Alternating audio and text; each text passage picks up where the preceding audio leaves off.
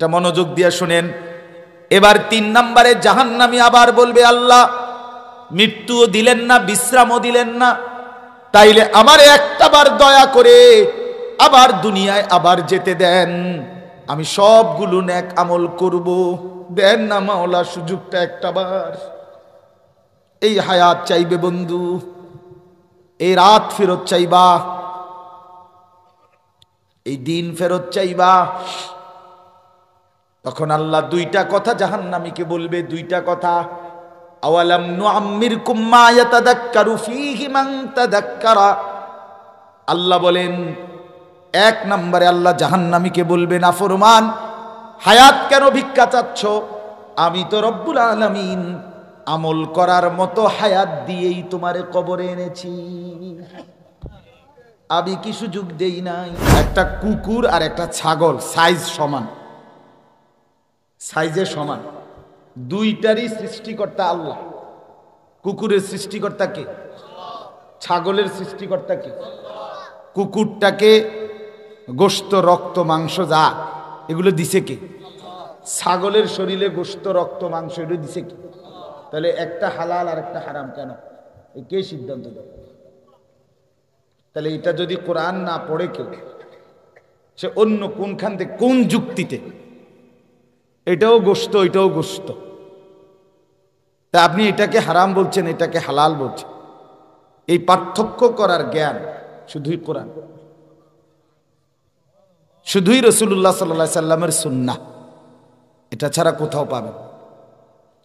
সুদ কেন হারাম, ব্যবসা কেন হালাল? সুদের মধ্যে আমি লাভ নিছি, 1000 টাকা দিছি, আপনার সাথে কথা, 1 সপ্তাহ পরে দিলে আপনি আমার আরো 100 টাকা বাড়ায় দিবেন, আমি লাভ নিলাম 100 টাকা, 1100 টাকা। আপনার কাছে আমি 100 টাকার মাল বিক্রি করছি, আমি মালটা কিনে আনছি 100 টাকা দিয়া, আপনি আমারে 110 টাকা দিবেন, আমার 10 টাকা লাভ দিবেন। তো এটাও যেমন লাভ, সুদের এটাও লাভ, আমি তো লাভই নিলাম, তো মাল বেচা লাভ নেয় না, তো তো দুটোটার মধ্যে একটা হারাম একটা হালাল, এমন কাজ। আপনি এমনি যুক্তি দিয়ে বুঝাই দেন, মানে এমনি যুক্তিতে আল্লাহর হুকুম পরে আগে এমনি কর, কথা বুঝছেন নি? আমার এমনি বলতে পারবেন না, বলেন এটা পদার্থ বিজ্ঞান বইতে লিখছে বা জীববিজ্ঞান বইতে লিখছে এই কথা, অথবা এটা অক্সফোর্ড ইউনিভার্সিটি থেকে এই সিদ্ধান্ত দিছে, অথবা হার্ভার্ড ইউনিভার্সিটি থেকে এটা সিদ্ধান্ত দিছে, অথবা জাতিসংঘের সাধারণ পরিষদের অধিবেশনে এই সিদ্ধান্ত হয়েছে সুদ হারাম ব্যবসা হালাল। আছে এমন কোথাও? নাই। এইটাই বলতে চাইছি, সত্য মিথ্যা, আলো অন্ধকার, ন্যায় অন্যায়, হালাল হারাম, করণীয় বর্জনীয়, উচিত অনুচিত, এই যে সঠিক পথ, এটা শুধুই আল্লাহর কোরআন বলে, এটা শুধুই রাসূলুল্লাহ সাল্লাল্লাহু আলাইহি সাল্লামের সুন্নাহ, তার হাদিস, তার জিন্দেগি বলে দিবে। এই জন্য দোস্ত আমার, বাপ আমার, সবার কাছে অনুরোধ, কোরআন বঞ্চিত মানুষ আলো পায় না। পড়াশোনা জানে অনেক কিছু, ইংরেজিও বলতে পারে, শুদ্ধ কথাও বলতে পারে, ভাত মাছ চাল ডাল কামাই রোজগারি ভদ্রচিত ভাবে উপার্জন করতে পারে, ঠিক আছে, সব ঠিক আছে, কিন্তু আলো, পথ, গন্তব্যের সন্ধান, সত্য মিথ্যা, হক না হক, ন্যায় অন্যায়, পার্থক্যের মাপকাঠি শুধুই কোরআন, শুধুই রাসূলুল্লাহ সাল্লাল্লাহু আলাইহি সাল্লামের সুন্নাহ। এখানে কারো কোনো বুদ্ধি বিবেচনায় সঠিক সিদ্ধান্তে আসতে পারবেন না। একটা ছোট্ট উদাহরণ দেই হাদিস থেকে। আমার ভাই, এই যে যাদের হাতে ধরা এরকম মোবাইল, শুধু হাতে ধরা, এগুলা নামা, আপনাদের ভালো হবে, আমি বললাম হাতে ধরা মোবাইলগুলো নামায় ফেলেন, নামাইয়া আমার দিকে তাকাইয়া শুনেন, আপনার উপকার হবে, আমি বললাম ফায়দা হবে। এই জন্য দয়া করে অনুরোধ করছি, আমি মোবাইলটা নিয়ে ব্যস্ততাটা কমান, আল্লাহর দোহাই। এই ফালতু জিনিস 24 ঘন্টা ব্যবহার করার মতো জিনিস না। মোবাইল এই জন্য বানানো হয় নাই যে জীবনের সব কিছু মোবাইল কেন্দ্রিকই হবে, এটা কোনো কথা ছিল না। এটা কথা ছিল না আমাদের, কিন্তু আমরা আমাদের জিন্দেগির সব কিছু ছবি নির্ভর বানায় ফেলছি। এই জন্য দোস্ত আমার অনুরোধ, নওজোয়ান অনেক ছেলে, আপনারা কেউ মোবাইলটা আলগি দিয়েন না, এমনি শুনেন। যার সহ্য হয় না সে চলে যান, আমার কোনো আপত্তি নেই, কিন্তু খামখেয়ালি করবেন না বসে বসে। আল্লাহ আমাদেরকে বুঝ দান করেন। এই জন্য বাপ বললাম, আল্লাহর কোরআন, রাসূলুল্লাহ সাল্লাল্লাহু আলাইহি ওয়াসাল্লামের সুন্নাহ আলো দেখায়।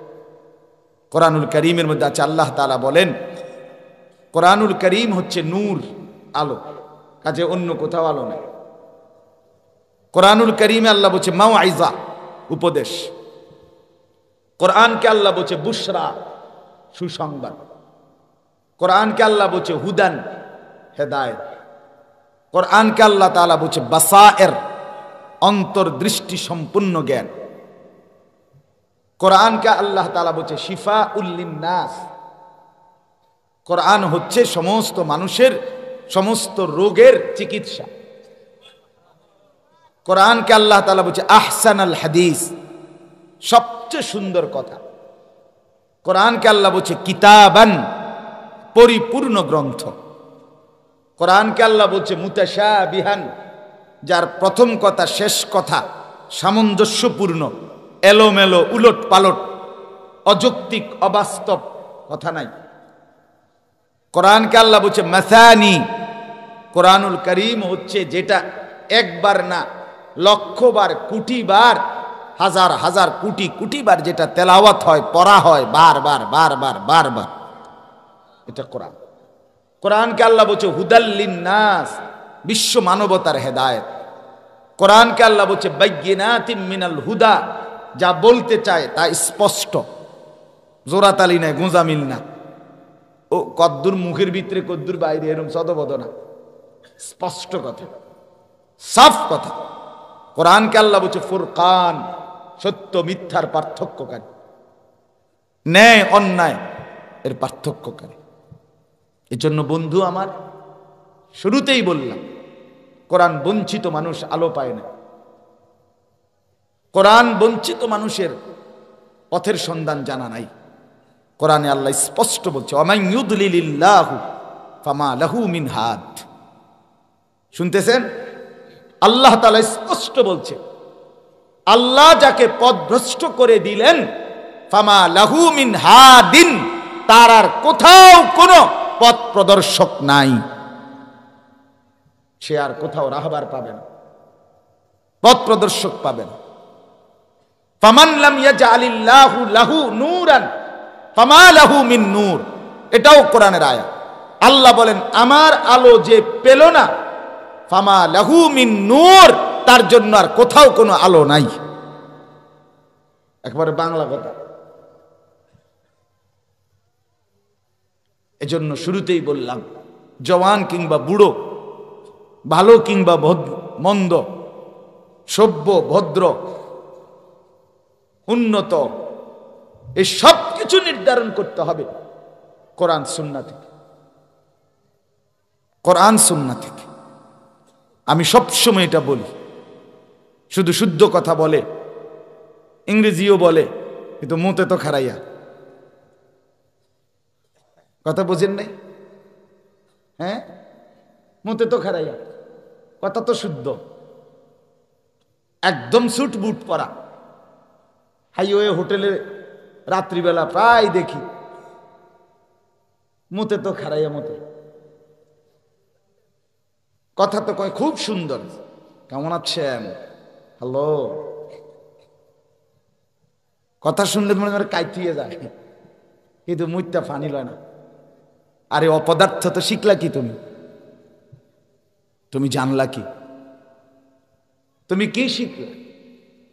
পেশাব করে কেমনে পরিচ্ছন্ন হইতে হয় এটুকুই জানো না, তুমি জানোটা কি? তুমি জানোটাই কি বেটা? কি শিখলা বেটা তুমি? এই জন্য বাপ, এটা জরুরি আমাদের, এটা বুঝতেই হবে, মানতেই হবে। আল্লাহর কোরআন বিহীন সৌন্দর্য, রাসূলুল্লাহ সাল্লাল্লাহু আলাইহি ওয়াসাল্লামের জিন্দেগি বিহীন সৌন্দর্য আর কোথাও নেই। ওয়া ইন্নাকা লাআলা খুলুকিন আযীম। আল্লাহ বলছে, বন্ধু আপনাকে আমি সাজিয়েছি, বানিয়েছি, গড়ে দিয়েছি সর্বশ্রেষ্ঠ সুমহান উন্নত চরিত্রের উপরে। আপনি হাসলেও সেরা, আপনি কাঁদলেও সেরা, আপনি হাঁটলেও সেরা, আপনি বসলেও সেরা, আপনি কথা বললেও সেরা, আপনি চুপ থাকলেও সেরা। আপনি আমার রাসূল, আপনি আমার প্রিয়জন।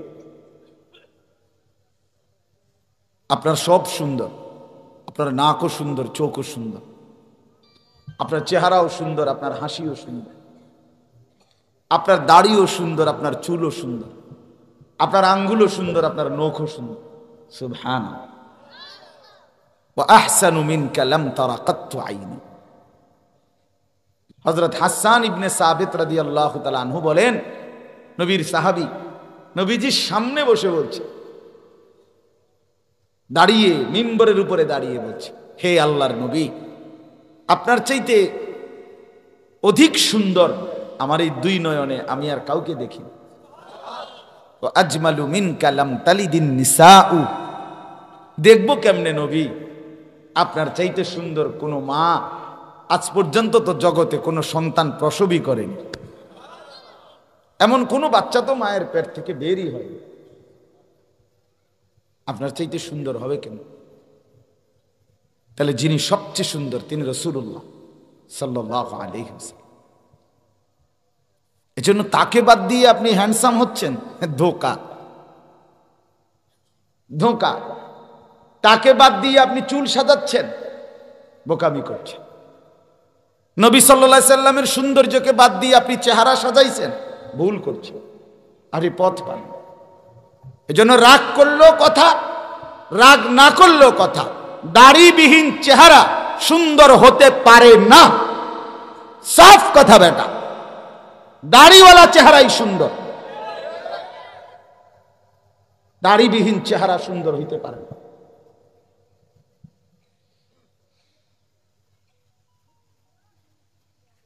এজন্য এই বিশ্রী চুল তোমাদের যুবক যাদের ডানে বামে,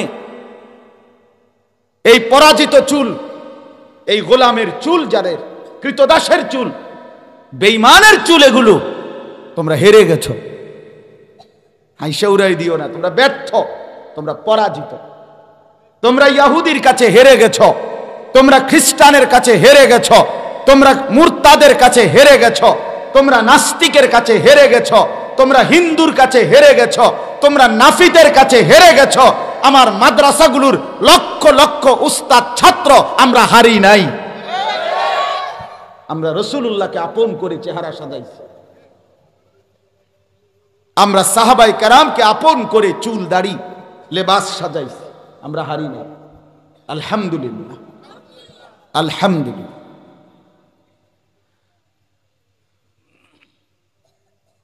এই জন্য রাসূলুল্লাহ সাল্লাল্লাহু আলাইহি সাল্লামের জিন্দেগি এটাই সুন্দর, কোরআন এটাই আলো, এটা আগে বুঝতে হবে।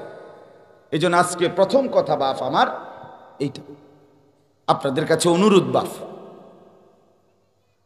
জীবনটা কোরআনের সাথে মিশান, রাসূলুল্লাহ সাল্লাল্লাহু আলাইহি সাল্লামের জিন্দেগির সাথে মিশান।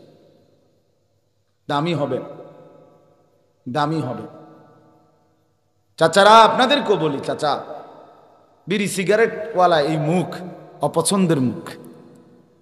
এই চাচা ভুল করছে, এই দুর্গন্ধওয়ালা মুখ নিয়া চির সুগন্ধ রাসূলুল্লাহ সাল্লাল্লাহু আলাইহি সাল্লাম, যিনি হাঁটলে মেশকের ঘ্রাণ বের হইতো, যিনি হাঁটলে পরের মানুষ বলতে পারতো এই রাস্তা দিয়ে কামলিওয়ালা গেছে, এত সুগন্ধওয়ালা পবিত্র রাসূলের সামনে এই বিড়িওয়ালা দুর্গন্ধের মুখ নিয়ে কেমনে দাঁড়াইবেন? কেমনে সুপারিশ চাইবেন? কেমনে হাউজে কাউসারের পানির জন্য যাবেন? কেমনে এই দুর্গন্ধ নিয়া? ছি ছি ছি ছি। যাবেন কিভাবে? রাসূলুল্লাহ সাল্লাল্লাহু আলাইহি ওয়াসাল্লাম চির সুগন্ধময় ছিলেন, মানে সর্বদাই তিনি সুগন্ধযুক্ত ছিলেন। সুবহান। মাঝে মাঝে আতর দিতেন না, তার দেহ মোবারকটাই আতর, ঘামটাই আতর। তো এটা কি মাঝে মাঝে আতর দিতেন? না না না, তো শরীরটাই তো আতর। এই জন্য আমি অনুরোধ করছি, রাসূলুল্লাহ সাল্লাল্লাহু আলাইহি সাল্লামের জিন্দেগীর আলোকে, কোরআনের আলোকে জওয়ান বুড়ো ছোট বড় সবাই, আমিও আপনিও জীবনটা রাঙাবার চেষ্টা করি। আল্লাহ আমাদেরকে তৌফিক দান করেন। চলেন বাপ, আমি আপনাদের সামনে পবিত্র কোরআনুল কারীমের দ্বিতীয় পারা, দ্বিতীয় সূরা, সূরাটার নাম সূরায়ে বাকারা। এই সূরার 183 নম্বর আয়াত, এই একটি আয়াত তেলাওয়াত করেছি।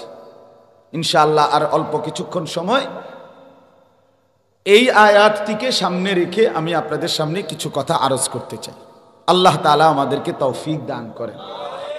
আমি রাত্রে আরো পরে আসা উচিত ছিল, ইচ্ছাও ছিল, কিন্তু এমন সময় আমার অনেক প্রিয় জাফর ভাই, আমাদের প্রিয় ছাত্র ওহিদুর রহমান, ওরা এই সময় গিয়া যে সময় বলছে, এই সময় আমার কাছে আর শেষে বয়ান করার মতো, দেওয়ার মতো ডেট কোনোভাবে আমি পারতেছিলাম না, মিলানোর কোনো সুযোগ ছিল।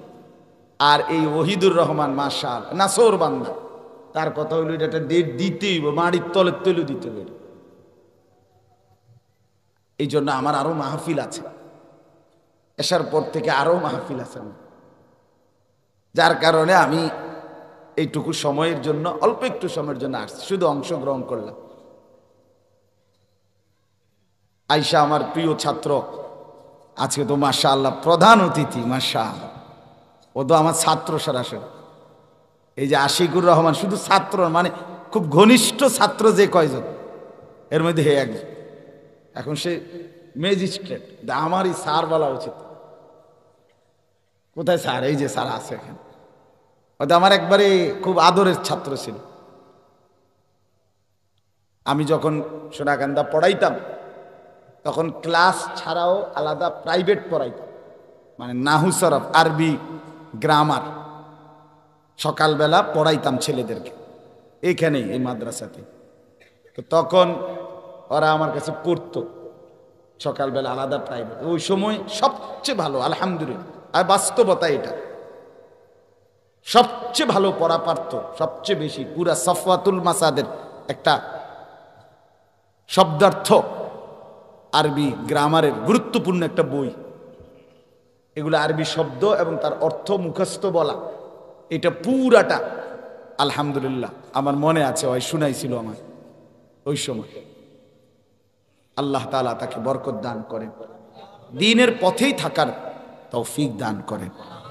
আজকে আরো যারা মেহমান এসেছেন, জনাব সভাপতি সাহেব, অন্যান্য অতিথিবৃন্দ, সকলকেই আল্লাহ তাআলা দ্বীনের সাথেই জুড়ে থাকবার তৌফিক দান করেন। তো এই 183 নম্বর আয়াত সূরা বাকারার, এখানে মোট 5টি আয়াত, 183, 184, 185, 186, 187, এই 5টা আয়াত আমাদের সামনে যেই মাহে রমজান আসতেছে, এই যে এখন সামনে যেই চাঁদটা উঠবে, এটাই রমজান। বলেন আলহামদুলিল্লাহ। লাগবে না আমার কিছু,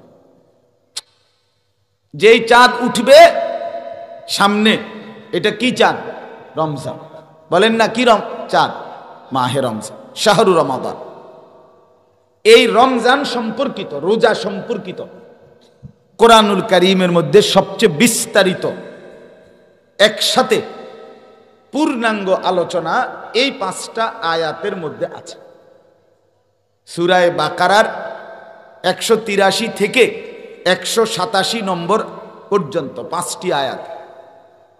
এই জন্য আপনাদের কাছে আমার প্রথম অনুরোধ, এখানে অনেক ইমাম সাহেব আছেন আলহামদুলিল্লাহ, আমাদের ছাত্র এহসান, আমগো ছাত্র আরো আছে, ওই যে মিসবাহুদ্দিন, মাশাআল্লাহ। তো সবাই মিলে আমরা প্রত্যেক মসজিদে, আমরা অবশ্যই আমাদের দায়িত্ব আমরা যেন এই 5 আয়াতের সংক্ষিপ্ত তর্জমা এবং তার সাথে সংক্ষিপ্ত ব্যাখ্যা, কমপক্ষে তাফসিরে মাআরিফুল কোরআনে যে কদ্দুর আছে এ কদ্দুর হইলেও চলবে, এদ্দুরও আমরা যেন প্রত্যেকটা মুসল্লিকে একবারে ধরে ধরে যেন শুনাই। তাইলে ইনশাআল্লাহ মুসল্লিদের মাহে রমজান সম্পর্কিত গুরুত্ব, তাৎপর্য, উদ্দেশ্য অনেক ভালো বুঝে আসবে, ফায়দা হবে। আমি আলহামদুলিল্লাহ আমার মসজিদে এই ফেব্রুয়ারি মাসের প্রথম জুমা থেকেই ধারাবাহিকভাবে মাহে রমজান সম্পর্কিত আলোচনা শুরু করছি এবং এখনো চলতেছে। তো এই 5টি আয়াতের প্রথম আয়াত 183 নম্বর আয়াত, এটা সম্পর্কেই আমি আপনাদেরকে শুরু করায় দেব।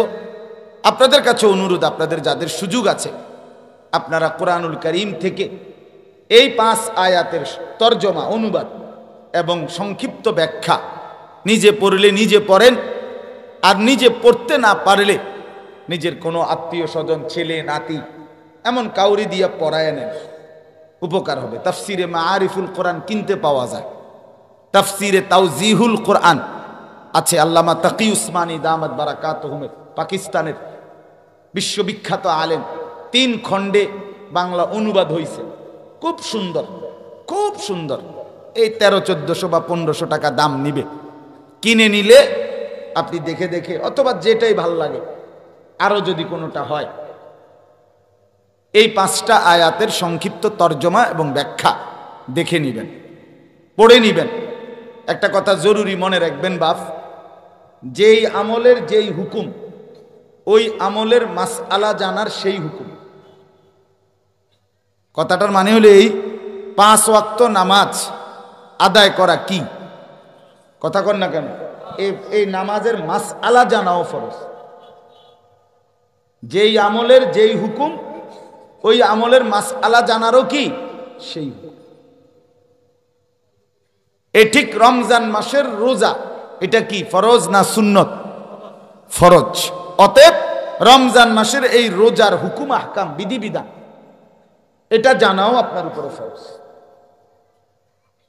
রোজার মধ্যে আমার করণীয় কি, বর্জনীয় কি, রোজার মধ্যে আমি কি কি করতে হবে, কি কি ছাড়তে হবে, কোনটা কোনটা আমল রোজার মধ্যে আছে মাহে রমজান, এ সবটা জানা।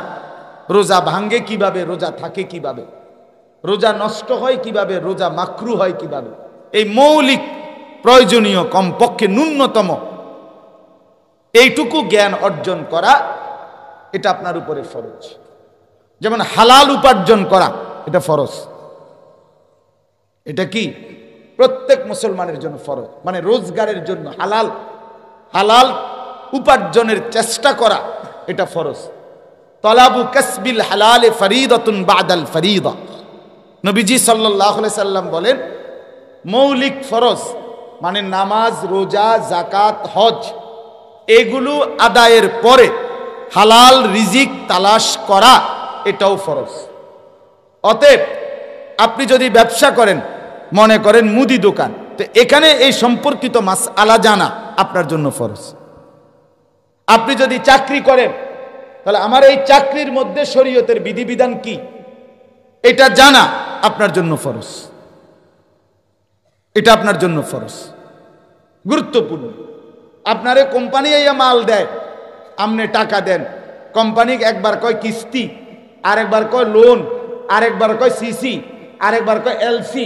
আপনার হেতারা এক এক সময় এক এক ইংরেজি নাম কয়, এক এক সময় আপনার টার্গেট দেয়, এক সময় বালতির লগে বদনা দেয়, বদনার লগে বালতি দেয়, হ্যাঁ, আপনারে দুন্দুরের লগে করলা দেয়, করলার লগে দুন্দুল দেয়।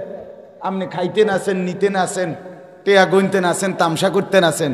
এখানে হালাল কোনটা, হারাম কোনটা, বৈধ কোনটা, অবৈধ কোনটা, কোনটা নেওয়া যাবে, কোনটা নেওয়া যাবে না, এটা কি জানার কোনো প্রয়োজন এক মুসলমানের নাই?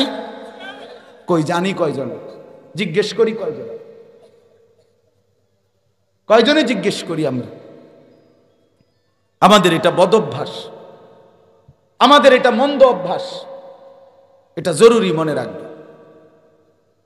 আপনার উপরে যখন আপনি সব না জানেন, বলে যে এটি হুজুররা না জানবো, না না না, হুজুররা জানবে সবগুলো। যার যত মাসআলা সবগুলো সম্পর্কে একত্রে জ্ঞান অর্জন করবে হুজুররা, যেহেতু উনি আলেম। কথা বুঝছেন না? আপনারে আমি সব জানতেন কইছি না তো। আপনি যেটা করছেন, এখন আপনি হজে যাইবেন, এখন আপনার জন্য হজ্জের বিধান জানা ফরজ। আপনি আমি যখন যে আমল করব, ওই আমলের পূর্বে ওই আমল সম্পর্কিত মাসআলা জেনে নেওয়া এটা গুরুত্বপূর্ণ। জীবনে আমি অসংখ্য মানুষকে এই কথা বুঝাইতে পারিনি যে ভাই হজে যাওয়ার আগে, আল্লাহর ঘর জিয়ারতের আগে আপনি মাসআলা শিখেন, লাব্বাইক শিখেন, হজের কি কি কাজ এটা শিখেন না। হেবোটার টার্গেট হলো খানা। মানে 14 গোষ্ঠী, পুরা পৃথিবীর যত আত্মীয় স্বজন, এমনকি কবরবাসীরও যদি পাইত ভাত খাবাইল। শুধু টার্গেট একটাই, যে আমি যে হজে যাইতেছি এটা জানার যেন একটা লোক বাকি না থাকে, যেন কেউ যেন অজানা না থাকে, যেন সবাই জানে। আর কেউ আসেনি জানার খবর লয় না। তিনি জিগা তোর যে ইটালির চাচার এক বন্ধু আছে, তারে কইসুতি কয় না, ইন্নালিল্লাহ তো কিতা করলি তোরা যে 3 দিন ধরে কই হেরে জানাইতি হজে যাইতেছি বেটা। কি আশ্চর্য বুঝ। মানে গরু জবাই করবে, খানা খাওয়াবে, একটা কারবার। কিন্তু ওইখানে গিয়ে উনি ডানও বোঝে না, বামও বোঝে। আমাদের ভারতের একজন বড় বুজুর্গ আছেন, সৈয়দ আবুল হাসান আলী আন-নদভী রাহমাতুল্লাহর একটা সুন্দর কথা আছে। তিনি বলেন, হে আল্লাহর বান্দা, ফসল কাটার সময় ফসল বুননের সময় না। অর্থাৎ 10টা ক্ষেত, এখানে মনে করেন 9 জন কৃষক গত 2 মাস আগে ধান বুনছে, আজকে 1.5-2 মাস 3 মাসের মাথায় আইসা তারা এখন ধান কাটবে। তাদের ধান বড় হইছে, সবুজ হইছে, হলুদ হইছে, পাকছে। এনে একজনের ক্ষেত, এবার আরো একটা ক্ষেত আছে, ওই সবাই যখন কাশি নিয়ে ধান কাটতে যাচ্ছে, উনিও কাশি লইয়া আড়া ধরছে। কি আপনি কই যান? ধান কাটবো। কত ধান লাগাইছেন নি আপনি? না লাগাইছি না তো। কত কই যান? কত সবাই যা, আমি যাই। তো আপনি এখন কি কাটবেন? আপনি ধান কই? কথা বোঝেন নাই আপনার? আপনার তো ধান বনেনে নাই, তা আপনি কাটবেন কি? এই জন্য আপনি হজ্জে আল্লাহর ঘরের সামনে দাঁড়াইয়া যদি বলেন অন কিতা করতাম, তো অন আপনার আমি কোন সময় শিখামো? এই লক্ষ লক্ষ মানুষের ভিড়ের মধ্যে এখন আপনারে বুঝামু কোন মাদান লাগাইয়া? আপনাকে তো 1000 বার বলা হয়েছিল, আপনি আগে গুরুত্ব দিন। আপনি তো শুধু বাতের থালা লইয়া ব্যস্ত আছিলেন। আমাদের এই বদভ্যাস, অসংখ্য মানুষ, আমরা বিবাহ শাদী, লেনদেন, আচার ব্যবহার আমরা জানতে চাই না, শিখতে চাই না। আমার বাপ, প্রয়োজন পরিমাণ ইলম, কোরআন সুন্নাহর জ্ঞান অর্জন করা প্রত্যেকের উপরে ফরজ। তলাবুল ইলমে ফরিদাতুন আলা কুল্লি মুসলিম। এই কোরআন সুন্নাহর ইলম অর্জন করা প্রত্যেক মুসলমানের উপরে ফরজ। এই কথার অর্থ হইল, এই যার যতটুকু দরকার অতটুকু জান, এতটুকু জানতেই হবে। আমি একদিন এক চাচারে বললাম, চাচা আপনার তো সূরা কেরাত অশুদ্ধ, এগুলো ঠিক করেন। উনি কো আল্লাহর রহমতে আমার নাতি 3 জন হাফেজ। আমি আপনারে কইলাম কি, আপনি কি কর? কথা বুঝছেন না আপনি? আপনার নাতি 3 জন হাফেজ, এই কারণে আপনার সূরা কেরাত, আত-তাহিয়াতু, দুরূদ শরীফ, দোয়ায়ে কুনুত, এগুলো আর শুদ্ধ হওয়ার কোনো দরকার নাই। এটা কথা হইল? এটা ইনসাফ হইল মিয়া? এই আমাদের হালাত হইল।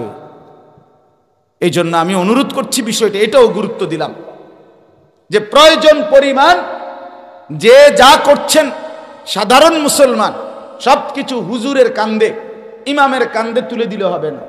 আপনার নিজের জন্য যতটুকু, আপনি একটা জমি বেচবেন, এই জমিতে হালাল হারাম কি, বেচার পদ্ধতি কি, এতটুকু জানা আপনার জন্য ফরজ। আপনি আপনার মেয়েটা বিয়ে দিবেন, এই বিয়েতে রাসূলুল্লাহর সুন্নাত কি, ইসলামের বিধান কি, খোদার কসম কমপক্ষে এতটুকু জানা আপনার উপরে ফরজ।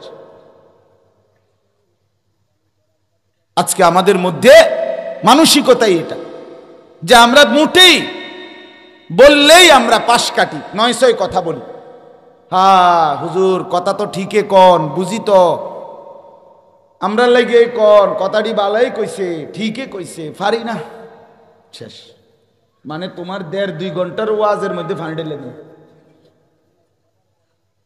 তোমার আজকে 2 বছরের মসজিদের ওয়াজের উপরে কি করে দিল বড়া, এক কথায় ফানি ঢেলে দিল, শেষ। পারি না, পারি না করলে তো শেষ। এই যে খামখেয়ালি, এটা ঠিক না বাপ, বরং প্রয়োজন পরিমাণ দিন শেখা, শরীয়তের জরুরি মাসআলা মাসাইল জানা আপনাদের প্রত্যেকের উপরে ফরজ। আল্লাহ তাআলা এই কথাটা আমাদেরকে বুঝার তৌফিক দান করেন। এখন আসেন মাহে রমজান, এই সম্পর্কিত কথা বলার আগে, প্রথম আয়াতের তর্জমা করার আগে একটা গুরুত্বপূর্ণ ছোট্ট কয়েকটা কথা আগে বোঝেন। সেটা হলো বাপ, আমরা যারা এখানে বসছি, আমাদের প্রত্যেকের এই যে হায়াত, জীবন, আমরা যে বেঁচে আছি, আমাদের এই হায়াত, প্রথম কথা হলো মনে রাখতে হবে আমাদের এই হায়াত ওয়ান ওয়ে। ওয়ান ওয়ে মানে হলো একমুখী রাস্তা, একমুখী চলাচল। যেই রাস্তায় 4 লেনের রাস্তায় নিয়ম হলো মাঝখান দিয়ে ডিভাইডার আছে, 2 পাশে রাস্তা, এদিক দিয়ে আপনি যাচ্ছেন, আপনি আর এদিক দিয়া পিছাইতে পারতেন না, পারবেন না, আপনাকে শুধু সামনেই যেতে হবে। আপনাকে যদি আবার পিছনে আসতে হয় তো ইউটার্ন নিতে হইবে, ইউটার্ন নিয়ে আবার ওই পাশে যাইতে হইবে। এদিক দিয়ে আপনি আর কি করতে পারবেন না, পিছনে আসতে। এটারে কয় ওয়ান ওয়ে রাস্তা, একমুখী রাস্তা, একমুখী চলাচল। আমাদের প্রত্যেকের হায়াত এই একমুখী, একমুখী ওয়ান ওয়ে। মানে কি? মানে হলো এই যে এখান থেকে ওইখানে, ছোট কিংবা বড়, নারী কিংবা পুরুষ, যুবক কিংবা বৃদ্ধ, শিক্ষিত কিংবা অশিক্ষিত, আমরা প্রত্যেকেই ওয়ান ওয়ে। আমাদেরকে হায়াত সামনের দিকেই যেতে হবে। আমরা 1 সেকেন্ডের জন্য কেউ আর কোনোদিন পিছনের দিকে ফিরে আসতে পারবো না। পারবেন কি না বলেন? আজকের দুপুর, যেই দুপুরটা চলে গেছে আমাদের থেকে, বলেন আল্লাহকে সাক্ষী রেখে দিল থেকে বুঝে থাকলে বলেন, আজকের এই দুপুর বেলায়, এই ওই সময়টায় আর কেউ এখানে আমি আপনি ফেরত যেতে পারবো? কেউ পারবেন? ও এই ইউটার্ন নিলে না, এইটাই বুঝে। ওই রাস্তায় 4 লাইনের রাস্তায় ইউটার্ন আছে দুনিয়ার ওই রাস্তায়, কিন্তু হায়াতের এই রাস্তায় ইউটার্নও নাই। এটার ঘুরে আসারও সুযোগ নাই, এটার অন্য দিক দিয়ে আসারও সুযোগ নাই, কোনোভাবেই না। যুবক কিংবা বৃদ্ধ, এই নওজোয়ান, খোদার কসম বন্ধু, তোমাকে সামনেই যেতে হবে। হয় তুমি আর কিছুদিন হায়াত পাবে, আর নয়তো কবরে চলে যাবে। হয়তো যুবক বৃদ্ধ হবে, হয়তো বৃদ্ধ বাবা আর কিছুদিন হায়াত পাবেন। কিন্তু আপনাকে স্বীকার করেন আর নাই করেন, বুঝেন কিংবা না বুঝেন, গ্রহণ করেন আর বর্জন করেন, কাজে লাগান কিংবা নষ্ট করেন, হাসেন কিংবা কাঁদেন, মরে আপনাকে যেতেই হবে, আপনাকে চলেই যেতে হবে। আপনি চোখ বন্ধ রাখলেও মরে যাবেন, চোখ খোলা রাখলেও মরে যাবেন। আপনি যদি হাসতে থাকেন তবুও মরে যাবেন, আপনি যদি কাঁদতে থাকেন মরে যাবেন। জীবনে যে কোনোদিন দুঃখ দেখে নাই সেও মরে যাবে, জীবনে যে কোনোদিন সুখ দেখে নাই সেও মরে যাবে, সেও মরে যাবে। যুবক, তুমি যদি বুঝো তাইলেও হায়াত শেষ হবে, তুমি না বুঝিলেও হায়াত শেষ হবে। কাজে লাগাইলেও হায়াত শেষ হবে, কাজে না লাগাইলেও হায়াত শেষ। আল ওয়াক্তু সাইফুন কাতিউন, ইমাম শাফি রাহমাতুল্লাহ বলছে, সময় হলো কর্তনকারী ধারালো তরবারির মতো। হয় তুমি তাকে কাটবা, না সে তোমাকে কাটবে। হয় তুমি তাকে ধইরা কাজে লাগাইবা, নয়তো সে তোমার উপরে দিয়ে কাটতে কাটতে পার হয়ে যাবে। তোমারে সোয়াত রাইখা সময় 6 ঘন্টা চলে যাবে, তোমারে ফালতু আড্ডার মধ্যে রাইখা সময় সকাল গড়িয়ে দুপুর হয়ে যাবে, চলেই যাবে, চলেই যাবে। তুমি গ্রহণ করো আর বর্জন করো। আমাদের হায়াত চলমান, আমরা কবরের যাত্রী, আমাদেরকে ফিরতেই হবে সেই গন্তব্যে। এটাকে অস্বীকার করার, অ্যাভয়েড করার, পাশ কাটাবার দোস্ত আমার কোনো সুযোগ নেই। আছে কি কোনো সুযোগ? বলেন না, কোনো সুযোগ আছে? আচ্ছা, তাহলে এই কথাটা বুঝেন, বুঝলেন? এরপরে আসেন আরেকটা কথা। ইমাম ইবনু রজব হাম্বলি রাহমাতুল্লাহ আলাইহ উনি ওনার কিতাবে বলছেন, প্রত্যেকটা দিন যখন শুরু হয় সকালবেলা, নতুন একটা দিনের সূচনা হয়, তখন ওই দিনটা পৃথিবীবাসীকে ডাক দেয়। রাতটাও যখন শুরু হয় সন্ধ্যা, তো রাতও ডাক দেয়। প্রতিটা দিন সকালবেলা ভোরে এই পৃথিবীবাসীকে ডাক দিয়ে বলে, হে আল্লাহর বান্দারা, শোনো, আমি একবারের জন্যই পৃথিবীতে এসেছি। খোদার কসম আল্লাহর বান্দারা, আমি আর আসবো না, আমি আর কোনোদিন আসবো না, তোমরা আমারে নষ্ট করো না, কদর করো। এভাবে প্রতিটা রাত আবার ডাক দিয়ে বলে, হে আল্লাহর বান্দা, আমি একবারের জন্যই এসেছি, আমি আর কোনোদিন আসবো না, আমারে তোমরা নষ্ট করো না, কদর করো। আমার বাপ এরপরে কিতাবে লিখছে, দিনটা যখন শেষ হইতে লাগে, সন্ধ্যা হয়, মনে করেন আসরের পর হয়ে গেছে, মাগরিবের আগ টাইমে সূর্য ডুবে যাবে কিনা, কথা বলেন না, দিনটা শেষ হবে কিনা, ঠিক এই টাইমে আইসা দিন অথবা রাত শেষ হইতে যায় যখন, তখন আবার অসংখ্য আল্লাহর বান্দাকে ডেকে ডেকে বলে, হে আল্লাহর বান্দা, আমি তো চলে যাচ্ছি রে, আমি তো আর কোনোদিন আসবো না, আমি তো তোকে সেই সকালে বলেছি আমি আর কোনোদিন আসবো না, এখন তো আমি সন্ধ্যা হচ্ছে চলে যাচ্ছি, হায় আল্লাহর বান্দা, তুমি কি আমারে বিনা আমলে, বিনা সেজদায়, আখিরাতের বিনা সংগ্রহে এমনিতেই ছেড়ে দিবা? আমি তো আর আসবো না। এই আল্লাহর বান্দা, ফজর জোহর আসর 3 ওয়াক্ত নামাজ চলে গেছে, একটা সেজদাও দিলা না, আমি এমনিতেই চলে যেতাম, আমি এমনিতেই চলে যেতাম তোমার থেকে। আহা, ঠিক রাতও যখন ভোর হইতে যায়, কসম খোদার, রাত্র তার শেষ বেলায় আবার ডাক দে, হে আল্লাহর বান্দা, মাগরিব, এশা, তাহাজ্জুদ, এতগুলো নামাজের সময় গেল, একটা সেজদাও দিলা না। সারা রাত মোবাইলে উলঙ্গ ছবি, নর্তকীর নাচ, জেনা ব্যভিচারের দৃশ্য, নাচ গান, অসৎ আড্ডা, অথবা শুধু শুধু ঘুমে ঘুমে এত বড় রাত শেষ করে দিলা, আমি এমনি চলে যেতাম। এই আল্লাহর বান্দা, আমি যে আর আসবো না, আর আসবো। আমার বাপ, আমার ভাই, আমার বন্ধু, ভাবতে শিখেন। আপনি জবাব দেন, আর আসবে না। এজন্য রাত বলে, আমাকে বুঝি কোনো কাজে লাগাইলা না, কোনো কাজে লাগাইলা না, সারাটা রাত এভাবে ফেলে দিলা, সারাটা দিন এভাবে ফেলে দিল। হে যুবক, নওজোয়ান ভাইরা, ছেলেরা, মুসলমানের সন্তান, আজকে সারাদিনে যারা 1 ওয়াক্ত নামাজ পড়লা না, তোমরা এবার বলো, এত বড় মহান আল্লাহ, এই 7 আসমান 7 জমিনের এত বড় বিশাল কায়নাতের মালিক, এত বড় সাম্রাজ্যের মালিক, এই চন্দ্র সূর্য গ্রহ নক্ষত্র আলো বাতাস রোদ বৃষ্টি আকাশ জমিন পাহাড় নদী সাগর খাল বিল, আমার অস্তিত্বের মাথার তালু থেকে পায়ের নখ ভেতর বাহির যার হাতে, আমার বেঁচে থাকা যার হাতে, আমার চোখের পলক, হাতের নড়াচড়া, আমার কানের শ্রবণ, আমার জবানের উচ্চারণ, আমার নিঃশ্বাসের প্রত্যেকটা বিন্দু বিন্দু যেই মহান আল্লাহর হাতে, সেই এত বড় প্রবাল প্রতাপান্বিত মহাশক্তিশালী আল্লাহর কদমে যার ঘাড় নয় না, যে সেজদা করে না, খোদার কসম বাপ, আমার দিল বলে, এই মুসলমানের বাচ্চা, তোমরা যারা সেজদা করো না, এত বড় আল্লাহর সামনে যাদের ঘাড় নয় না, তোর চাইতে বড় গাদ্দার, তোর থেকে বড় গাদ্দারা, বেয়াদব আল্লাহর জমিন আর কেউ নাই, তুই মনে রাখিস। তুই সাংঘাতিক গাদ্দারা বেটা, তুই ঘাউরা নাম্বার 1, তুই বেয়াদব নাম্বার 1 বেটা,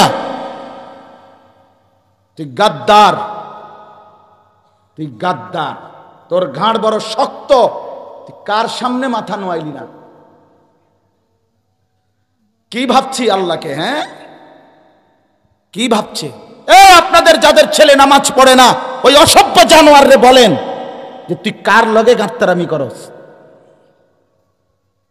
আপনাদের যাদের মেয়ে নামাজ পড়ে না, স্ত্রী নামাজ পড়ে না, ওই হাইওয়ানকে বলেন যে কার সামনে তুমি তেড়ামি করছো। এটা মেম্বার, এটা চেয়ারম্যান, এটা এমপি মন্ত্রী, এটা আহকামুল হাকিমিন। আমার সাফ কথা বন্ধু, আমি পরিষ্কার বললাম, যুবক ভাই, ছেলেরা, নওজোয়ান, তোমাদের যাদের ঘাড় নোয়ে না, 5 ওয়াক্ত নামাজের সেজদা দাও না, বিশ্বাস কর, আমার নাম আনিসুর রহমান, কবরে যাওয়ার পরে তোমার ঘাটটা ছাইয়া ফেরেশতা একটা বাড়ি দিব, ট্রাম করে। তোমার মনে রাখো, বলবে তোর ঘাড় বড় শক্ত ছিল, তোর ঘাড় ভাঙ্গা দিলাম। তুমি খামখেয়ালি মনে করো না, খামখেয়ালি মনে করো না। কার সাথে নাফরমানি করছে? ওমা কাদারুল্লাহ হাক্কা কাদরিহি, রব্বুল আলামিন বলে, বান্দা তোমরা তো আমাকে মোটেই কদর করতে পারলা না। লাহু মা ফিস সামাওয়াতি ওয়া মা ফিল আরদ, আল্লাহ বলে, বান্দা জানো কি তুমি আমি কে? 7 আসমান সবটা আমার, 7 জমিন সবটা আমার। ওয়া মা বাইনাহুমা, আসমান ও জমিনের মাঝখানে যা তাও আমার। ওয়া মা তাহতাস সারা, 7 তবক জমিনের নিচে যা তাও আমার। আফসোস করতে হবে, এই বাপ, আফসোস করতে হবে। খোদার কসম আফসোস করবেন, আমিও আপনি, যে সেজদাগুলো ছুটে গেছে এর জন্য আফসোস করতে হবে। যে মিথ্যা, অন্যায়, দুর্নীতি, যে চুরি, ডাকাতি, জিনা, ব্যভিচার, সুদ, ঘুষ, যুবক তোমরা যারা দিবা নিশি উলঙ্গ ছবি আর নর্তকীর নাচ, আর এই চুলের বাহার আর প্যান্টের বাহার আর অসৎ নারীর পিছনে আড্ডা, এর পিছনেই জিন্দিগি নষ্ট করছ, হায়াতের এই সুন্দর সময়গুলো শেষ করে দিচ্ছ। খোদার কসম বন্ধু, আমি যদি আর কোনোদিন বলতে নাও পারি, একবারই বললাম, আফসোস করব, আফসোস করতে হবে। হাসরের ময়দানে প্রত্যেকটা নাফরমান পাপী শত শতবার আফসোস করবে, কোটি কোটিবার আফসোস করবে।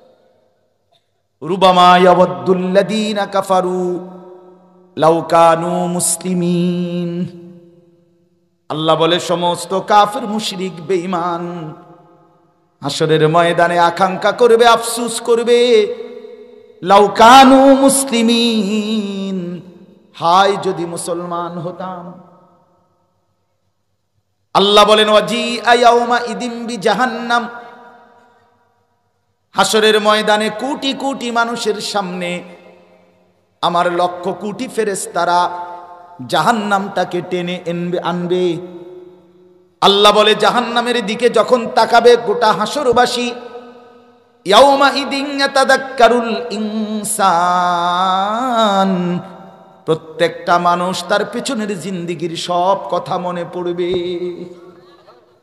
ওয়া আন্না লাহুয যিকরা, আল্লাহ বলে, বান্দা কিন্তু সেদিন মনে পড়ে বলো না কি লাভ হবে, কি লাভ হবে। ইয়াকুলু ইয়া লাইতানি কদ্দামতু লিহায়াতি, এ শুনেন কতগুলো ইয়া লাইতানি, শুনেন, ইয়া লাইতানি মানে হলো হায় যদি। কোরআনের একটা শব্দ নাফরমান পাপীর জবানে, প্রত্যেকটা নাফরমানের জবানে হাসরের ময়দানে উচ্চারিত হবে এই শব্দটা, ইয়া লাইতানি। কি বলেন? ইয়া লাইতানি বলেন, বলেন ইয়া লাইতানি, আবার বলেন, আবার বলেন, ইয়া লাইতানি মানে হলো হায় যদি, হায় যদি, হায় যদি। নাফরমান বলবে, ইয়া লাইতানি কদ্দামতু লিহায়াতি, হায় যদি দুনিয়ার হায়াত থাকতে আজকের আখিরাতের জন্য কিছু নেকি পাঠাইতাম। ইয়া লাইতানি লাম উতা কিতাবিয়া, হায় যদি আজকে হাসরের ময়দানে আমল নামা আমার হাতে না দিত। ইয়া লাইতাহা কানাতিল কাদিয়া, হায় আজকে হাসরের ময়দানে হায় যদি মৃত্যু আমাকে শেষ করে দিত।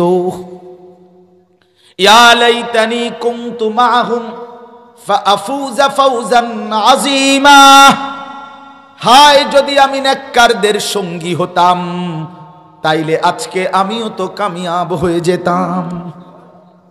ইয়া লাইতানা আতানাল্লাহ ওয়া আতানার রাসূলা, হায় যদি আল্লাহ এবং তার রাসূলের আনুগত্য করতাম। ইয়া লাইতানি ইত্তাখাযতু মা'আর রাসূলি সাবিলা, হায় যদি রাসূলের পথ ধরতাম। ইয়া লাইতানি লাম আত্তাখিজ ফুলানান খলিলা, হায় যদি অসৎ দুষ্ট মন্দ লোকদেরকে বন্ধু না বানাইতাম। ইয়া লাইতানি লাম উশরিক বিরব্বি আহাদা, হায় যদি কাফের মুশরিকদের মতো শিরিক না করতাম, আল্লাহর সাথে শরীক না করতাম। এই অনেকগুলো বললাম না, এর সব কোরআনের আয়াত। হায় যদি, এতে এই লক্ষ কোটি বার আফসোসের পরে কি লাভ হবে? বলেন না চাচা, কি লাভ হবে? ওয়ায়ুদাউনা ইলাস সুজুদি ফালা ইস্তাতিউন, কোরআনুল কারীমে আল্লাহ বলে না ফরমান হাশরের ময়দানে ফেরেশতা তোকে বলবে, বেঈমান তোর এতগুলো সেজদা ছুটে গেছে, আজকে ময়দানের মধ্যে এটা দে। ওয়ায়ুদাউনা ইলাস সুজুদ, ডাকা হবে সেজদার জন্য। যে বেঈমান সেজদাগুলো দে, ফজর জোহর আসর মাগরিব এশার সেজদাগুলো এখন দে। খোদার কসম আল্লাহ নিজেই বলতেছেন ফালা ইস্তাতিউন, আমার নাফরমান বান্দা লক্ষবার চেষ্টা করবে, কিন্তু হাশরের ময়দানে একটা সেজদাও আর দিতে পারবে না। আর কোমর ভাঙবে না বন্ধু, আর হাঁটু ভাঙবে না, আর কোনোদিন কোনোই ভাঙবে না। এজন্য ছেলেরা, বাবারা, পর্দার আড়ালের মা বোনরা আল্লাহর নাফরমানি করে নিজেরে খুশি মনে করেন, চালাক ভাইবেন, আফসোস করতে হবে, আফসোস করতে হবে, আফসোস করতে হবে। প্রত্যেকটা মানুষ আজকের এই হায়াত আবার ফেরত চাইবে। নাফরমান পাপী, হাত্তা ইদা জাআ আহাদাহুমুল মাউত ক্বালা রাব্বিরজিউন, কোরআনে আছে। আল্লাহ বলে মালাকুল মউত আজরাইল যখন নাফরমানের সামনে এসে দাঁড়াবে, প্রতিটা পাপী, কাফের, মুশরিক, নাফরমান, অবাধ্য আল্লাহকে চিৎকার করে বলবে, আল্লাহ রাব্বিরজিউন, দুনিয়ায় আমারে একটু সময়ের জন্য ফেরত দেন। লাআল্লি আমালু সালিহান ফীমা তারাকতু, যে আমলগুলো ছুটে গেছে মাওলা সেগুলো এবার করব। আল্লাহ বলবেন কাল্লা, না না, কখনোই না, কখনোই না বান্দা। আল্লাহ বলেন ওয়া আনজিরিন নাসা ইয়াওমা ইয়াতিহিমুল আযাবু ইয়াওমাল কিয়ামাহ ফায়াকুলুল লাযীনা যালামু রব্বানা আখিরনা ইলা আজালিন করিব। আল্লাহ বলে হাশরের ময়দানের ভীষণ আযাব দেখে প্রত্যেকটা জালেম নাফরমান আল্লাহকে বলবে, আল্লাহ কিছুটা সময়ের জন্য দুনিয়া ফেরত দেন। নুজিবি দাওয়াতাকা ওয়া নাত্তাবি'ir রাসূল, এবার যদি মাওলা ফিরতে পারি দুনিয়ায়, আপনার সব কথা শুনবো, রাসূলদেরও আনুগত্য করব। আল্লাহ বলবেন না না বন্ধু, আজরাইল দেখাইয়া সুযোগ দিলে ফেরাউনরেও এই তো বাইজিদ বোস্তামি হয়ে যাইতো। কথা বোঝেন না? কবর থেকে যদি নমরুদকেও আবার পাঠাইতাম, সেও জিন্দাউলি হইয়া যাইতো। না, আমি আর কোনোদিন ফেরত দেব না। কোরআনুল কারীমের মধ্যে আছে, জাহান্নামীকে যখন জাহান্নামে ফেলা হবে, তালফাহু ওয়ুজুহাহুমুন নার। আল্লাহ,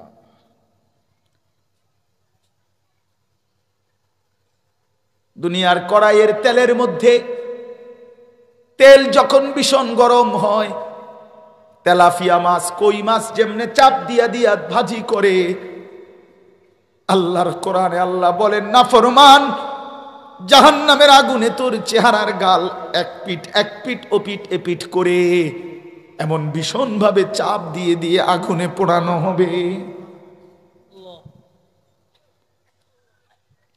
অহুম ফিহা কালিহুন, জাহান্নামীর চেহারাটা তখন ভীষণ কুৎসিত কালো হয়ে যাবে। আল্লাহ বলে জাহান্নামী নাফরমান জাহান্নামের আগুনে উলট পালট হওয়া অবস্থায় আল্লাহকে ডাক দিয়ে বলবে, আল্লাহ এতটা কষ্ট আমি আর সইতে পারছি না, আমারে মৃত্যু দিয়ে দেন। কোরআনুল কারীমে আল্লাহ বলেন লা ইউকদা আলাইহিম ফায়ামুতু, আল্লাহ বলবে না নাফরমান, কোটি বছরেও আর কোনোদিন, অনন্তকালের জন্য এখানে আর কোনো মৃত্যুর ফায়সালা নাই, আর কোনোদিন মরতে পারবা না। বন্ধু এগুলো কোরআনের আয়াত, আমি কিন্তু গল্প বলছি না। তুমি যদি নাও বোঝো, আমি কিন্তু আল্লাহর কোরআন থেকেই বলছি। এবারে নাফরমান জাহান্নামী আল্লাহকে বলবে, আল্লাহ যদি মৃত্যু নাই দেন, এতটা ভীষণ আযাব তো আমি সইতে পারছি না, আপনি আমারে আযাব একটু হালকা করে দেন, একটু বিরতি দেন। 24টা ঘন্টায় আধা ঘন্টা সময় 10টা মিনিটের জন্য আমার একটু বিশ্রাম দেন, আমি তো মাওলা আর পারছি না রে মাওলা, এতটা ভীষণ আগুন তো আমি আর সইতে পারছি না, আমারে একটা সপ্তাহে 1 ঘন্টা কমপক্ষে বিশ্রাম দেন। রব্বুল আলামিন কোরআনে বলেন ওয়ালা ইউখাফফাফু মিন আযাবিহা, না নাফরমান 1 সেকেন্ডের জন্য আর আযাব হালকা হবে না। এরপরে নাফরমান আবার বলবে, এই 3 নম্বরে আবার বলবে জাহান্নামী আল্লাহকে বলবে, আল্লাহ মৃত্যু চাইলাম দিলেন না, একটু বিরতি চাইলাম এটাও দিলেন না, তাইলে আবার আগের কথা মাওলা রব্বানা আখরিজনা না'মাল সালিহান গায়রাল্লাযী কুন্না না'মাল। এটা মনোযোগ দিয়ে শুনেন। এবার 3 নম্বরে জাহান্নামী আবার বলবে, আল্লাহ মৃত্যুও দিলেন না, বিশ্রামও দিলেন না, তাইলে আমারে একটাবার দয়া করে আবার দুনিয়ায় আবার যেতে দেন, আমি সবগুলো নেক আমল করব, দেন না মাওলা সুযোগটা একটাবার। এই হায়াত চাইবে বন্ধু, এই রাত ফেরত চাইবা, এই দিন ফেরত চাইবা।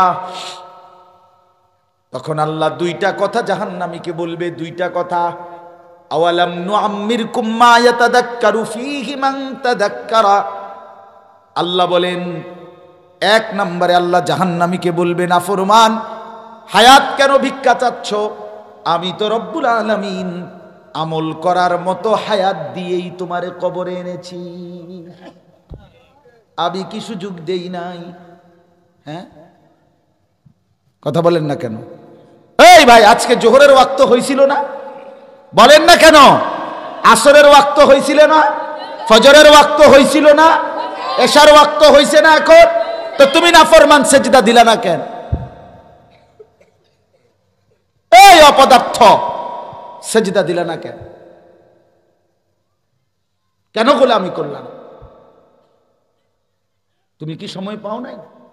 আল্লাহ এটাই বলে, কি মনে করো বান্দা, আমি কি তোমাকে হায়াত দেইনি? আমি কি সুযোগ না দিয়ে এনেছি?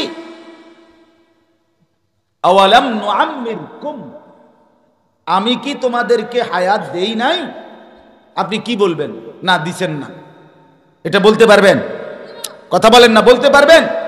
আর 2 নম্বরে আল্লাহ বলবে, এটা ইনশাআল্লাহ আল্লাহ যদি কবুল করে, আমগো কথা আল্লাহ কইব এই সময়, এই সময় আমরা যারা মসজিদের ইমাম, ওলামায়ে কেরাম, পীর মাশায়েখ, বুজুর্গানে দ্বীন, ওয়াইজ, বক্তা, ওলামায়ে কেরাম আপনাদেরকে যে দিবানিশি বলছে, আল্লাহ এই কথাইটাই বলবে। এরপরে ওয়াজাআকুমুন নাযীর, বান্দা একে তো হায়াত দিয়েছিলাম, দ্বিতীয়ত আমার পক্ষ থেকে ভয় প্রদর্শনকারী বান্দা বারবার তোমার কাছে পাঠাইছিলাম। মনে কি পড়ে কত ইমাম, কত আলেম, কত পীর, কত বুজুর্গ, কত আউলিয়া, কত ওলামা, কত ওয়াইজ, কত বক্তা চোখের পানি ফেলে ফেলে বারবার বারবার বারবার তোমারে জাহান্নামের কথা বলেছিলি। আলাম তাকুন আয়াতি তুতলা আলাইকুম ফাকুনতুম। আর হচ্ছে রে হুজুরের সব কথা ধরলে চলন যাইতো না। হুজুরের মধ্যেও কত দোষ, হুজুরের মধ্যে আচ্ছা আমার মধ্যে 100টা দোষ, তো এর লেগে বুঝি আপনি জাহান্নামী হবেন। কথা বলেন না কেন? আরেক কথা বলেন, মনে করেন আমি অ্যাক্সিডেন্টে আমার মাথাটা ফাইটে গেছে, এর লেগে বুঝি আমনো গাড়ির তলে মাথা দিয়ে নেবেন, তো এটা কি কোন কথা? আমি ধরে নিলাম আমার 100টা দোষ, আমার 1000টা দোষ, আপনার অসুবিধা কি? তা আপনি এটা বলে ছেড়ে দিচ্ছেন কেন? আওরা হচ্ছে হুজুররা যত কয় এত না, কইতে সময় মাইক ফাইলে কেডা কি আর না কয়নি। কেমন বেয়াদব চিন্তা করছেন? কি কি কইলা বেটা, কি বললা বেটা? এটা হুজুররা সব কথা ধরলে চলতো না, চলন যাইতো না বর্তমান যুগে। মানে মানে কি বুঝাইতে চাইছেন? কি বলতে চাচ্ছেন আপনি? হুজুররা সব কথা ধরলে, হুজুরের কথা ধরতে আপনারে কইছি না আপনার 14 গোষ্ঠীরে বলছি? আপনি হুজুরের কথা ধরবেন কেন? আপনি আল্লাহর কথা না ধরতে কইছি? কথা বলেন না কেন? জবানে না হুজুরের কথা কার? তো আপনি ওইগুলোর আপনার হুজুরের কথা নিয়ে ধরতে কইছি। আমি কি আমার ব্যক্তিগত কথা ধরতে বলছি আপনাকে? আমার একটা ব্যক্তিগত কথা কই, তাহলে আপনারা এটা হবো হুজুরের কথা, তাইলে এটা আপনারা মানবেন কিনা কর। সেটা হলো আমি এখন কুমিল্লা ক্যান্টনমেন্ট থাকি, আপনারা জানেন অনেকেই। ময়নামতি সাহেবের বাজার সোনাকান্দা থেকে যাওয়ার পরে আমি ওইখানে একটা ছোট্ট মাদ্রাসা করছি, ওখানে আমার বাসা আছে। তো কুমিল্লা ক্যান্টনমেন্ট একটা একেবারে ক্যান্টনমেন্টের মাঝখানে ওইখানে একটা ময়নামতি, ওইখানে গুমতি টাওয়ার আছে, বড় বিরাট মার্কেট আর কি। এটার নিচতলায় আন্ডারগ্রাউন্ডে মাছ তরকারি বেচে, বিশাল এরিয়া নিয়া। তাহলে এখন আমি প্রত্যেক দিন ওইখান থেকে নিয়মিত মাছ তরকারি কিনি, আজকেও কিনছি তরকারি। তো কাজে আমার কথা হইল, আপনারা প্রত্যেকেই কালকে থেকে সবাই এখান থেকে গিয়া ওই ময়নামতি ক্যান্টনমেন্ট গুমতি টাওয়ারের থেকে মাছ তরকারি কিনবেন, বলেন ইনশাআল্লাহ। কি রে বেটা, এইটা না আমার কথা, কথাটা বুঝছেন না? এইটা যদি আমি বলতাম তখন না আপনি কইতেন ওমা কি আপনি কি বেকুবনি কি তারে, তাহলে আমরা সিরকেল বাজার কিটটা ভরে রয়েছে। আমি আপনার কথা মতো বুঝি ক্যান্টনমেন্ট যাইতাম তরকারি, তো আমরা দেশে বাজারের অভাব পড়ছি না। কথা বলেন না, ঠিক কি না বলেন না কেন? এইটা না হুজুরের ব্যক্তিগত কথা, আপনাকে সেটা মানতে বলছি। আমি যেন থেকে মুদি মাল কিনি, চাল তেল তেল ডাল, আপনার ওইতে কিনতে কইছি, তো তাহলে আমার কথা কই? ইমাম সাহেবের কথা কোনটা? যে ইমামের কথা না, আপনি কি বলে ফেলে দিলেন? কেন খামখেয়ালি করলেন? বাপ 60 বছর বয়স্ক মুরব্বী, আজও কেন বিড়ি সিগারেট খান? লজ্জা আসবে কোন দিন? এই চাচা, 60 বছর পরেও এখনো চা দোকানে বসে নর্তকীর ছবি দেখেন, রঙিন টেলিভিশনে নাচ গান দেখেন। আরে চাচা, আপনি মরবেন কোন দিন? আপনার হায়া শরম আসবে কোন দিন? আপনি মরতেন না, আপনি কবরে যাইতেন না, তাইলে আজকে 20 বছর ধরে যার ঘরে প্রতিদিন রঙিন টেলিভিশন চলে, আপনার বউ বাচ্চা আপনার টাকা দিয়া আমনের খরচায় টেলিভিশন, আমনের ডিশের বিল দেন, আমনে বিদ্যুৎ বিল দেন। আপনি আজ 20টা বছর আমনের বউ বাচ্চা প্রতিদিন আপনার ঘরে বৈশা নাচ গান নর্তকীর ছবি, জিনা ব্যভিচারের দৃশ্য, নাটক সিনেমা দেখে এই অসভ্যতা, এই নাফরমানি, এই গুনাহ, এই জাহান্নাম থেকে তাদেরকে কোন দিন ফিরাবেন? কোনদিন সময় হবে না। না, জিন্দিগি মানে কিতা? ফাঙ্গাস আর তেলাফিয়া না কিতা? তো কি? হ্যাঁ, জীবন মানে কি? এই ফাঙ্গাস তেলাফিয়ার ফার্মের মুরকা, কক মুরকা, ফুলকপি, ফাতাকপি, দন্যা ফাতা, কাঁচা মরিচ, খিরা, টমাটো, করলা, ধুন্দুল, আর কিতা? এই এতটুকু এই জীবন? এই সফলতা, 3 ছেলে বিদেশ, 4টা মেয়ে বিয়ে দিছেন, বাড়িতে একটা বিল্ডিং করছেন, 4টা রুম, ভিতরে 2টা বাথরুম, বাথরুমটি শুদ্ধ টাইলস। সুবহানাল্লাহ, কপাল, আমাদের বংশের কপাল। আরে বাপরে, কপাল আমাদের, বোঝেন নাই কথাটা? এই জিন্দেগি শেষ। এক মুসলমান আমাদের হায়াতের এই 60 বছরের আমাদের জিন্দেগির সারাংশ এইটাই, এই কথাইগুলো। তো আখিরাত কোথায়? কবর কোথায়? এই বাপ, মাটির উপরে যদি এই ঘরটা আপনার হয়, এই ঘর আপনি সাজাইলেন, তো মাটির নিচে আরেকটা যে ঘর আছে সেটা তো আপনারই। বলেন সেটা কে সাজাবে? মাটির উপরের ঘর সাজাইছেন আপনি, তো মাটির নিচের ঘর কবর সাজাবে কে? আপনাকে সাজাইতে হবে না? আমার জ্যাঠা ওই দিন মঙ্গলবার দিন আমার জ্যাঠা মারা গেছে, আমার আপন জ্যাঠা, ফজরের ওয়াক্ত। তা আমি জোহরের নামাজ, আমার বাড়ি লাকসাম নাঙ্গলকোট, আমি জ্যাঠার জানাজা পড়াইছি। তো জানাজার আগে আমাদের পারিবারিক কবরস্থানে যেখানে কবর খুঁড়ছে জ্যাঠার, এই কবরটা আমি দেখছি বাপ। আমার জীবনে প্রথম মনে হয় আমি এত মনোযোগ দিয়া প্রায় 20-25 মিনিট নীরবে দাঁড়ায় দাঁড়াইয়া খালি কবরটা, তখনও লাশ রাখে নাই, তাকায় তাকায় দেখছি অনেকক্ষণ, খুব দিল দিয়া চাইছি। খোদার কসম, হঠাৎ আমার কাছে মনে হইছে কবরের ওই মাটি আমারে যেন বলতেছে, আনিস, তোর জ্যাঠা আলী আক্কাস রে বানাইবার জন্য আমি এখান থেকে একটু মাটি দিছিলাম, আজ আমার মাটি আমি ফেরত নিলাম। অফিহা নুঈদুক, আজ আমার মাটি আমি ফেরত নিলাম। আমার বন্ধু, এটাই বাস্তবতা। আল্লাহ যেন বলছিলেন মাটিকে, কল্পনা করেন, আল্লাহ যেন বলছে মাটিকে, মাটি আনিসরে বানাবো, কুদুর মাটি দে। তো মাটি বলছে, ঠিক আছে মাওলা, নেন, তবে আমার মাটি আবার আমারে ফেরত দিয়ে।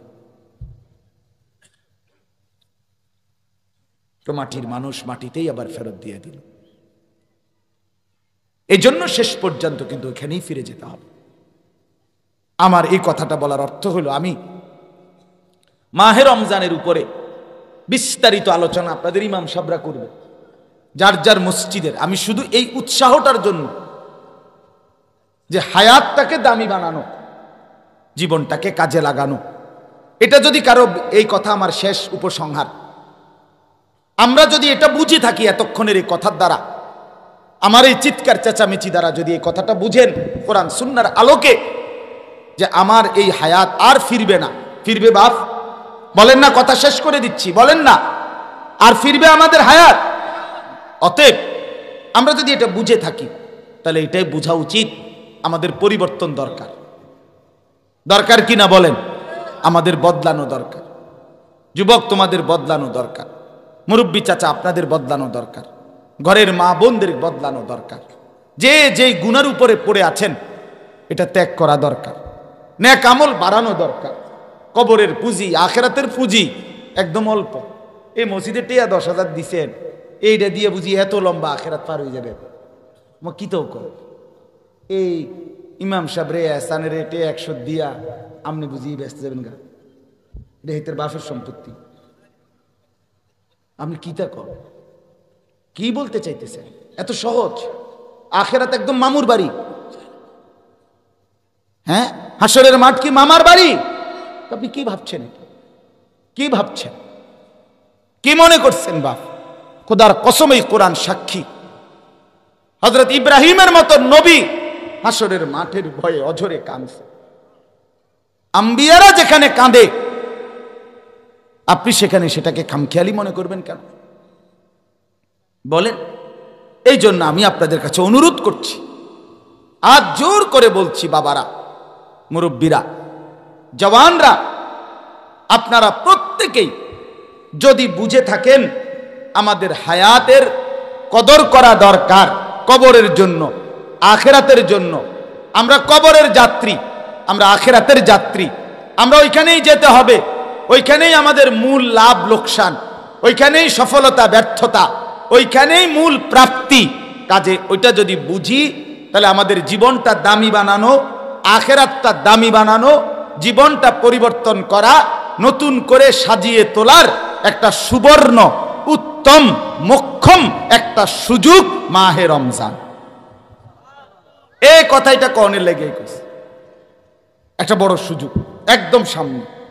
এই মুহূর্তে দিল দিয়া আল্লাহর কাছে চান, কলিজার সবটুকু দিয়া, এই মাওলা এত কাছে আইনা বঞ্চিত করিয়েন না মাওলা, ওয়াবাল্লিগনা রমাদান, আল্লাহ এত কাছে আইনা বঞ্চিত করিয়েন, মাহরুম করবেন না, মাহরুম করবেন না, মাহরুম করবেন না।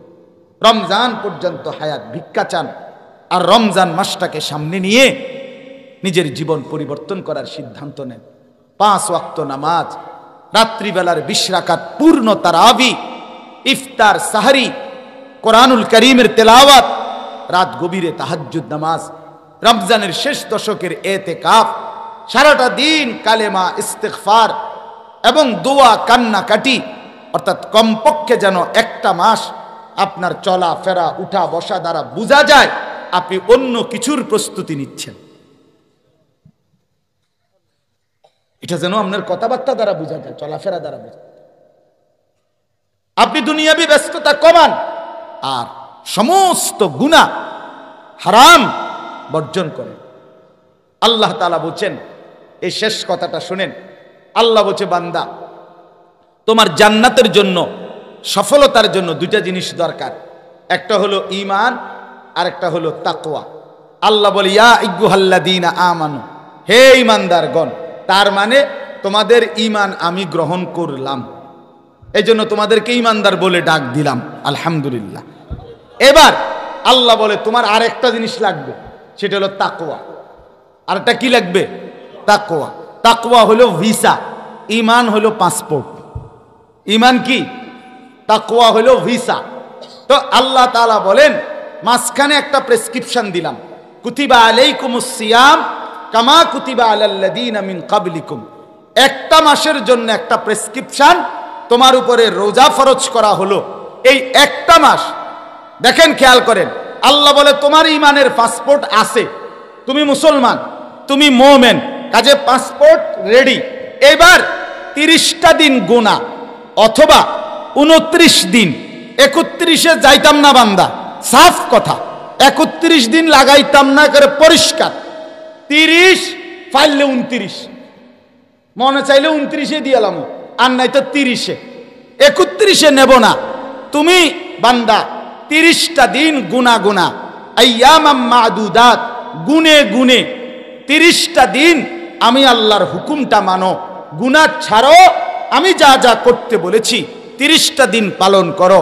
আল্লাহ বলে, ঈমানদার, তোমার ঈমানের পাসপোর্টের উপরে মাহে রমজানের 30টা দিন গুনাহ থেকে মুক্ত, চুরি, ডাকাতি, জিনা, ব্যভিচার, মদ, জুয়া, নারী, অশ্লীলতা, বেহায়াপনা, নাচ গান, নাটক, সিনেমা, অবৈধ উপার্জন, ছিনতাই, রাহাজানি, অন্যায়, অশ্লীলতা ছেড়ে দিয়ে আমার হুকুম, নামাজ, রোজা, জিকির, তেলাওয়াত, ইফতার, সাহারি, তারাবি, কোরআনের তেলাওয়াত, দোয়া, কান্নাকাটি নিয়া 30টা দিন মেহনত করো, কষ্ট করো, একটু পরিশ্রম করো। আল্লাহ বলে 30 দিনের মাথা তোমার ঈমানের পাসপোর্টে আমি আল্লাহ তাকওয়ার ভিসা লাগায় দেব, জান্নাতের গাড়িতে তুলে দেব। যা বেটা, রওনা দে, ওঠ বিমানে যা, 31 দিন লাগবে না বেটা। শেষ কথা,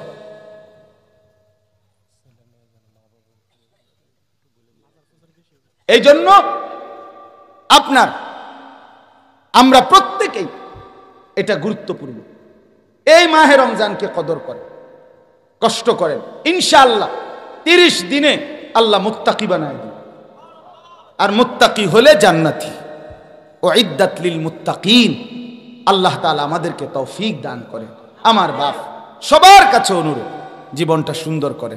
নওজোয়ান ছেলেরা, তোমাদের কাছে অনুরোধ ভাই, মোবাইলের আসক্তি ছেড়ে দাও, নারীর আসক্তি ছেড়ে দাও, মদ জুয়ার আসক্তি ছেড়ে দাও।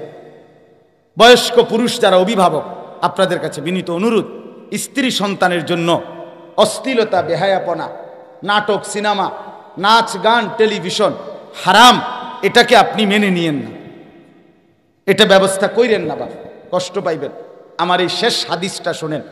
রাসূলুল্লাহ সাল্লাল্লাহু আলাইহি সাল্লাম বলেন, 3 শ্রেণীর মানুষের জন্য জান্নাত হারাম। সালাসাতুন হারামাল্লাহু আলাইহিমুল জান্নাহ, 3 শ্রেণীর জন্য জান্নাত হারাম। একটু মনোযোগ দিয়ে শুনেন। 1, মুদমিনু খামরিন, প্রথম হলো মদখোর, নেশাখোর। এই নেশা করে যে মদ, জুয়া, গাঁজা, ফেন্সিডিল, ইয়াবা, গাঁজাখোর, মদখোর, নেশাখোর, ফুট্টাখোর, বাবাখোর, ডাইলখোর, ইয়াবাখোর, এই হারামির জন্য জান্নাত হারাম। 2 নাম্বার, আকুল ওয়ালিদাইন, পিতা মাতার অবাধ্য সন্তান। পিতা মাতারে যে কষ্ট দেয়, মা বাপকে যে কষ্ট দেয়, মা বাবার বিরুদ্ধাচরণ যে করে, মা বাবাকে যে যন্ত্রণা দেয়, কসম খোদার, রাসূল বলছে এই নাফরমান সন্তানের জন্য জান্নাত হারাম। 3 নাম্বার, এই শেষ আপনারা সবাই শুনেন, ওয়াদাইয়ুস, দাইয়ুসের জন্য জান্নাত হারাম। এখন দাইয়ুসকে আল্লাযী ইউকিররু আহলাহু আল খুবুসা, নবীজি বলেছেন যে তার স্ত্রী সন্তান পরিবারের জন্য নাপাকি, অশ্লীলতা, গুনাহ, নাফরমানি মেনে নিচ্ছে। তাহলে আপনি যে আপনার বেডি, আপনার জিফুতের লেগা আজ যা 10টা বছরের টেলিভিশনের ব্যবস্থা করে দিছেন, আপনি বিদ্যুৎ বিল দেন, আপনি ডিশের বিল দেন, আমনের ঘরে বৈশা আমনের সম্মতিতে বউ বাচ্চা নাচ গান নর্তকীর ছবি দেখে, নাটক সিনেমা দেখে, আমনে কেমনে বেহেশতে যাইবেন? এই দাইয়ুস হইয়া আমনে বুঝ করে লইয়েন। হ্যাঁ, আমনে বুঝ করে, যার যেমনি সুবিধা জান্নাতে যাইয়েন, আমার কোনো অসুবিধা নেই, সবাই চেষ্টা করি। আল্লাহ তাআলা আমাদেরকে মাফ করে দেন।